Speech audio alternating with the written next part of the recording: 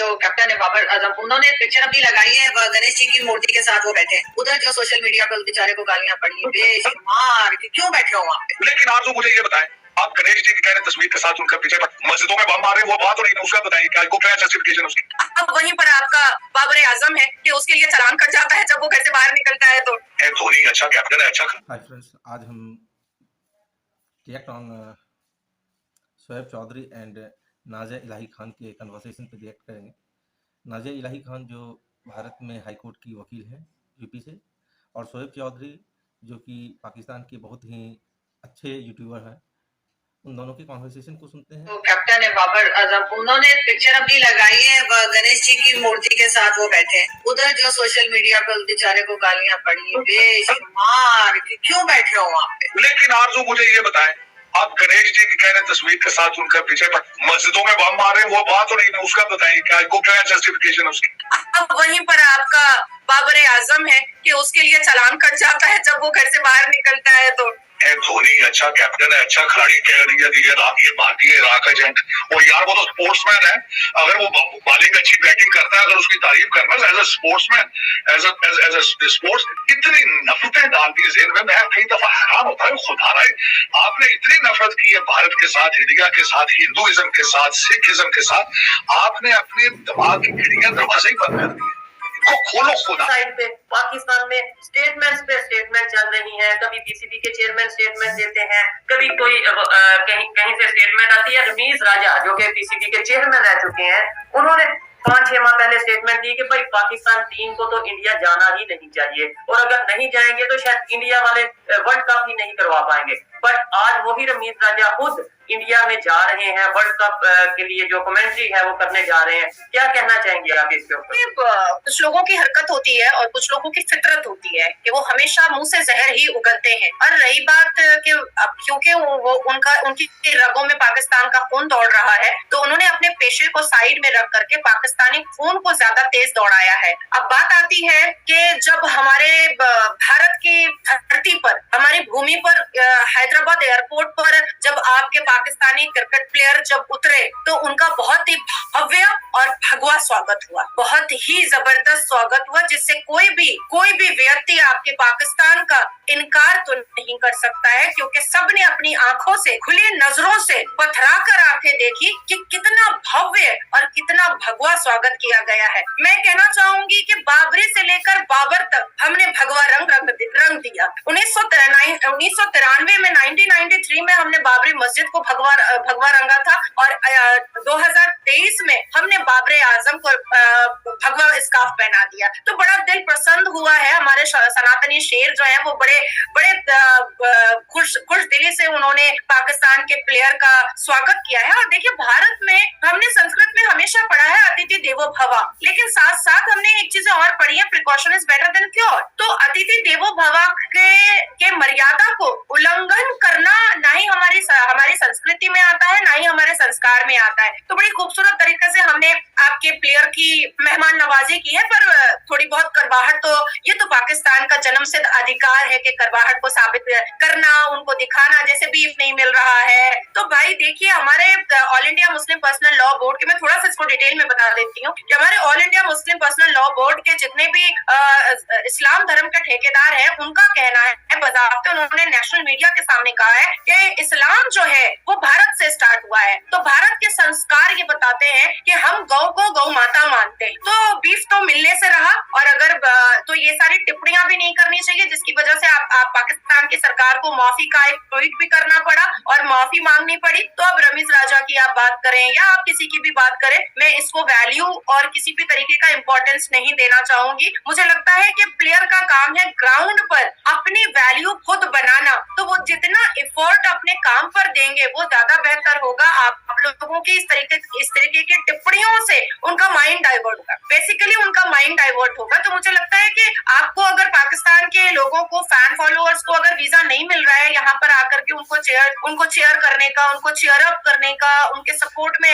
आवाज ऊंची करने का, तो एटलीस्ट आप इतनी करवाहट तो मत फैला फैलाइए कि वो भी सोशल मीडिया में जा करके अपनी नजरें नीची कर ले कि यहाँ पर हमारा इतना अच्छा, इतना भव्य स्वागत हो रहा है और फिर भी बाज नहीं आ रहे हैं ये लोग। अब मैं आपको कहना चाहूंगी कि मुझे लगता है कि रमेश राजा को पता चल गया था जिस प्लेयर के बारे में आप बात बता रहे हैं, क्योंकि मैंने कभी पाकिस्तान के प्लेयर के बारे में मैं उतना जानती नहीं। ठीक है, ये साउथ एशियन फुटबॉल फेडरेशन जो है अंडर 19 सैफ चैंपियनशिप भारत ने जीता, अंडर 16 सैफ चैंपियनशिप भारत ने जीता, मेन सैफ चैंपियनशिप भारत ने जीता 2023 में। 2023 के एशिया गेम्स में इंडिया ने 53 मेडल जीते, जिसमें 13 गोल्ड थे, 21 सिल्वर थे और 19 ब्रॉन्ज थे। 2023 के फुटबॉल एशिया कप को भारत ने जीता, हॉकी एशिया कप को भारत ने जीता, कबड्डी एशिया कप को भारत ने जीता, क्रिकेट एशिया कप को भारत ने जीता। सब पर भारत ने अपने अपने झंडे को लहरा दिया और मोहर लगा दिया। और भारत के प्रधानमंत्री ग्राउंड पर जाकर के हमारे क्रिकेट के प्लेयर्स से मिलते हैं, धोनी जी से बातें करते हैं, विराट कोहली से बैठ करके चिट-चैट करते हैं वीडियो कॉन्फ्रेंस के द्वारा।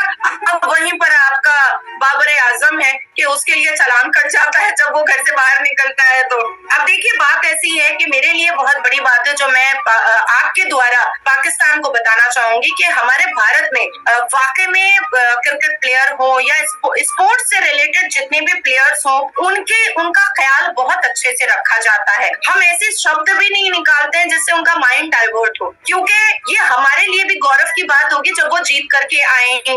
पीएम मोदी ने कुछ ही महीने पहले एक इतने बड़े फाउंडेशन, क्रिकेट स्टेडियम फाउंडेशन की नींव रखी, उसका पत्थर रखा, वहां पर उन्होंने उद्घाटन किया है, जो 30 एकड़ में ये स्टेडियम बन रहा है और जिसकी थीम है शिव भगवान जी। तो 30 एकड़ की ये क्रिकेट स्टेडियम जो है ये बहुत खूबसूरत बन रही है, सारी की सारी थीम शिव भगवान जी की है। तो अगर दोबारा आपके पाकिस्तानी प्लेयर आएंगे तो इस थीम पर और इस स्टेडियम पर भी उनको हम लोग जरूर भगाएंगे और दौड़ाएंगे और उनसे हमारे भारत के जो प्लेयर हैं वो जरूर खेलेंगे।